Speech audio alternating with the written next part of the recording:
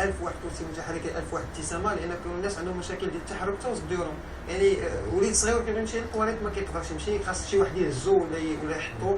اذا هي كان 1000 واحد كرسي متحرك 1000 واحد ابتسامه. ومن بعد هذه العمليه تم اختيارها كواحده من 100 امراه الاكثر اناقه في عالم المقاولات، طبعا في الكره الارضيه. راه سهله داكور.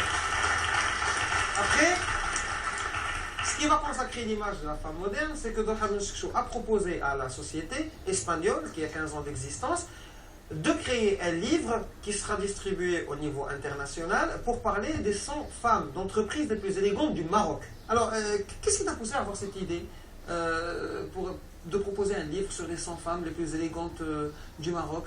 Alors, il y a eu un incident, moi je sais, mais si tu pourrais me raconter. Oui, alors, je vais te dire que je suis quelqu'un qui agit très rarement sous l'effet des émotions, là, sous l'emprise de mes émotions, parce que tu peux savoir combien la colère est très mauvaise conseillère. Je me souviens d'un voyage... Ça, il faut le dire à Khalid Moukdar. Pourquoi? Parce qu'il agit des en colère. Ah non, d'accord. Ça concerne en fait l'apparition dans ces livres que j'ai accueillis avec grand bonheur et surprise.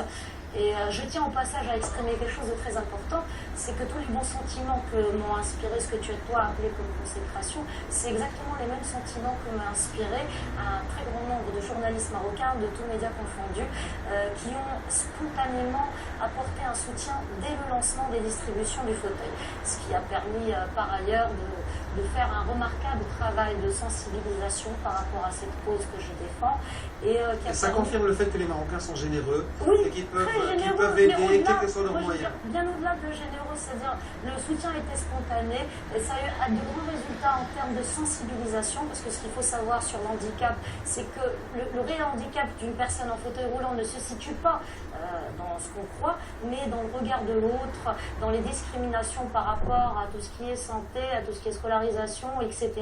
Et le divertissement aussi, ce sont des enfants qui ne peuvent pas jouer comme les autres, qui ne peuvent pas sortir de la même manière. Bien évidemment, mais au-delà de ça... C'est la plus grande partie de la vie d'un enfant quand il est... Tout à fait, mais moi je te parle bien, si c'était que le jeu qui ne leur était pas permis... Mais voilà, c'est ce que j'allais dire, c'est pour ça que je tiens vraiment à exprimer à tous les journalistes qui étaient en grand nombre d'avoir fait ces remarquables campagnes de sensibilisation et qui ont par la suite créé un grand buzz autour de la question de la scolarisation des enfants, ce qui a permis de bien faire avancer les choses. Et pour être honnête, j'ai été plus touchée par cela que par l'apparition dans ce livre. Maintenant, l'apparition dans ce livre, à titre personnel, m'a touchée parce que j'ai vu mon nom associé à côté du drapeau marocain. Ça a procuré une joie qui était indéfinissable.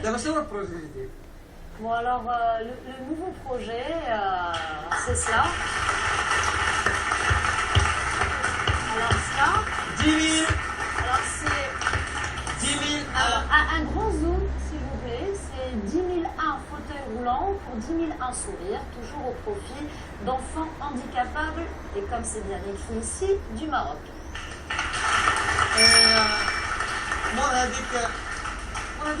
Pourquoi tu as choisi d'avoir des dunes de Sahara? C'est Elsa qui t'a influencé?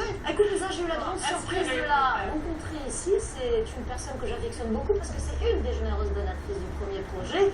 Et elle ne photographie pas que des femmes, elle photographie également des femmes modernes, puisque nous avons une belle séance qui est... ça par ailleurs. Mais voilà.